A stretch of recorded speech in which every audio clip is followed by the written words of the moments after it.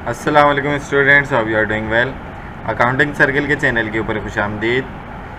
Student, जैसा कि आपको मालूम है कि हमारा differential analysis relevant cost decision making का चैप्टर चल रहा था और आज के लेक्चर के अंदर हम एक्सरसाइज 12.7 डिस्कस करने वाले हैं जो सेल और फर्दर प्रोसेस के ऊपर का कॉन्सेप्ट है डिसीजन मेकिंग की। ये भी एक टेक्निक है जिसके हवाले से बेसिक मैंने आपको पहले लेक्चर में डिस्कस की थी कि आप किसी भी चीज़ को वो जो उसका मेन है उसको आप उसी वक्त बेच दें या फर्दर मज़ीद प्रोसेस करके उसके जॉइंट प्रोडक्ट्स निकाल लें और उसके बाद उसको बेचें। तो कैसे आपको फ़ायदा होगा, कैसे आपको फ़ायदा नहीं होगा, उसके ऊपर हमने बात की थी। तो वीडियो पूरी देखने से पहले मेरे चैनल को सब्सक्राइब करें और वीडियो को ज़्यादा से ज़्यादा शेयर करें ताकि आपको ये सवाल समझने में आसानी हो सके। तो क्वेश्चन में आपको कह रहे हैं कि dorsi company manufacture 3 product from a common input. Dorsi company जो है वो 3 प्रोडक्ट बना रही है, ठीक है, 3 प्रोडक्ट बना रही है एक ही कॉमन इनपुट से इन जॉइंट प्रोसेसिंग ऑपरेशन में, ठीक है। Joint processing cost up to the split off point total $350,000 per quarter, ठीक है ना।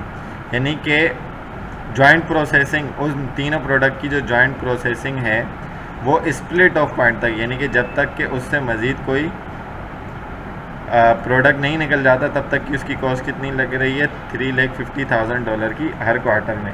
The company allocate these cost to the joint product on the basis of their relative sales value at the split off point, ठीक है ना। तो company जो है ये कॉस्ट उन जॉइंट प्रोडक्ट के ऊपर एलोकेट करती है, किस बेस के ऊपर, उनकी सेल वैल्यू की बेस के ऊपर और उनके स्प्लिट ऑफ पॉइंट की बेसिस के ऊपर। यूनिट सेलिंग प्राइस और total output at the split off point are as follows. ये दिया हुआ है कि प्रोडक्ट ए जो है उसकी सेलिंग प्राइस $16 पर पाउंड है और क्वार्टरली आउटपुट इसका कितना निकलता है, 15,000 पाउंड का। प्रोडक्ट बी जो है वो 8 पाउंड का है और उसकी क्वार्टरली आउटपुट उसका कितना है, 20,000 पाउंड का। प्रोडक्ट सी जो है उसकी जो सेलिंग प्राइस है वो $25 पर गैलन है और क्वार्टरली वो प्रोड्यूस होता है कितना, 4,000 गैलन्स का, ठीक है। Each product can be process further after the split off point.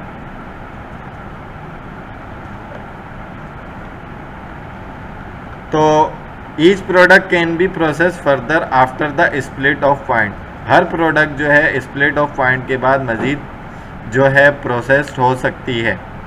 Additional processing require no special facilities.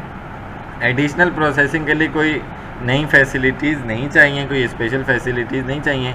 The additional processing cost per quarter and unit selling price after further processing are given below, ठीक है ना। यानी कि वो कह रहे हैं कि अगर आप उसको स्प्लिट ऑफ पॉइंट पर ही बेच दें तो ठीक है, नहीं तो फर्दर प्रोसेस करें तो उसके ऊपर जाहिर सी बात है आपकी कॉस्ट लगेगी और फिर उसकी यूनिट सेलिंग प्राइस अलग होगी। वो क्या है, ए की एडिशनल प्रोसेसिंग कॉस्ट है $63,000 और सेलिंग प्राइस फिर पर पाउंड हो जाती है $20। बी की जो है वो $80,000 प्रोसेसिंग कॉस्ट है और $13 पर पाउंड का वो सेल आउट हो रहा है। और सी की जो एडिशनल प्रोसेसिंग कॉस्ट है वो 36,000 है और सेलिंग प्राइस जो है वो $32 पर गैलन है, ठीक है जी। रिक्वायर्ड में आपको कह रहा है विच प्रोडक्ट और product should be sold at the split off point and which product और product should be process for the show computation. वो आपको ये कह रहा है कि कौन सी प्रोडक्ट या प्रोडक्ट, क्योंकि 3 है, उनको स्प्लिट ऑफ पॉइंट पर ही बेच देना चाहिए या फिर उनको मज़ीद फर्दर प्रोसेस करके उनका और पार्ट निकालना चाहिए, किस में आपको फ़ायदा है, किस में आपको नुकसान है, ये आपने कंप्यूटेशन करके बतानी है। तो यहाँ पर चलते हैं अपने सॉल्यूशन की तरफ और देखते हैं किस में फ़ायदा और किस में फ़ायदा नहीं है, ठीक है जी। तो आपके पास यहाँ पर सबसे पहले क्या आ जाएगा, calculation to find the profit और loss of product A B and C, ठीक है जी। तीनों का चार्ट मैंने आपको बनाकर यहाँ पर दिखा दिया है। प्रोडक्ट ए, बी और सी। ए की बात पहले कर लेते हैं। तो प्रोडक्ट ए की सेलिंग प्राइस जो है, selling price per unit after further processing कितनी है, 20 है। लेस कर देंगे selling price at the split off point कितनी थी, 16। इसका मतलब क्या हुआ कि इंक्रीमेंटल रेवेन्यू इनका कितने पर पाउंड या पर गैलन $4, यानी कि आपको फ़ायदा दे रहा है। टोटल क्वार्टरली आउटपुट इन पाउंड्स और गैलन इसका कितना है 15,000, ठीक है जी।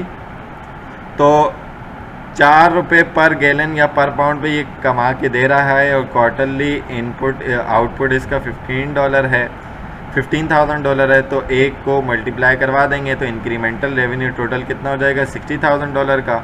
और अगर इसको प्रोसेस करते हैं तो उसकी कॉस्ट आती है $63,000, तो माइनस करवाया तो हमारे पास इसको फर्दर प्रोसेस करने पे ₹3,000 का लॉस इनकर्ड हो रहा है। इसका मतलब क्या हुआ कि हमें इसको फर्दर प्रोसेस प्रोडक्ट ए को नहीं करना चाहिए, हमें इसे स्प्लिट ऑफ पॉइंट पर ही बेच देना चाहिए, ठीक है जी।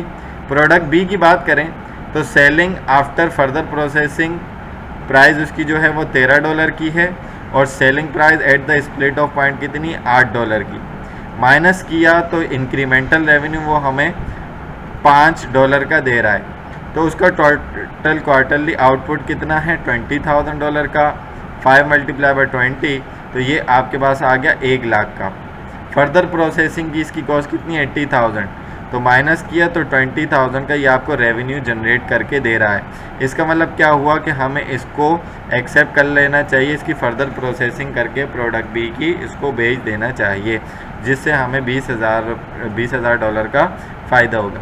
प्रोडक्ट सी की बात करें तो सेलिंग आफ्टर फर्दर प्रोसेसिंग ये कितने का है $32 का, जबकि स्प्लिट ऑफ पॉइंट पे इसकी सेलिंग प्राइस कितनी है 25। माइनस किया तो $7 पर यूनिट का ये हमें इंक्रीमेंटल रेवेन्यू दे रहे हैं। जबकि क्वार्टरली इसके कितने गैलन प्रोड्यूस हो रहे हैं 4000। 7 मल्टीप्लाई बाय 4 यहाँ पर भी मैंने किया हुआ 7 मल्टीप्लाई बाय 4000 तो 28,000 आ गया। इतना रेवेन्यू ये कमाएगा, लेकिन इसके ऊपर फर्दर प्रोसेसिंग की कॉस्ट कितनी आ रही है 36,000, यानी कि कॉस्ट ज़्यादा है तो आपको इस पर फर्दर प्रोसेसिंग पे हो जाएगा लॉस। इसका मतलब इसकी फर्दर प्रोसेसिंग नहीं करनी चाहिए। तो एक ही प्रोडक्ट हमारे पास आया product B, hence product B only earn profit of $20,000, so company process product B to produce further, इसी को फर्दर प्रोसेस करना चाहिए, जबकि प्रोडक्ट ए और प्रोडक्ट बी को फर्दर प्रोसेस नहीं करना चाहिए। अगर उसको फर्दर प्रोसेस करके बेचेंगे तो हमें उसमें हो जाएगा नुकसान, ठीक है जी। जबकि प्रोडक्ट बी जो है उसमें फर्दर प्रोसेसिंग करके बेचेंगे तो वो हमें फ़ायदा देगा $20,000 का। तो आई होप कि ये क्वेश्चन आपको अच्छे तरीके से समझ में आया होगा। अगर इसके अंदर आपको कोई भी बात समझ में नहीं आती है तो आप कमेंट सेक्शन में क्वेश्चन करके पूछ सकते हैं।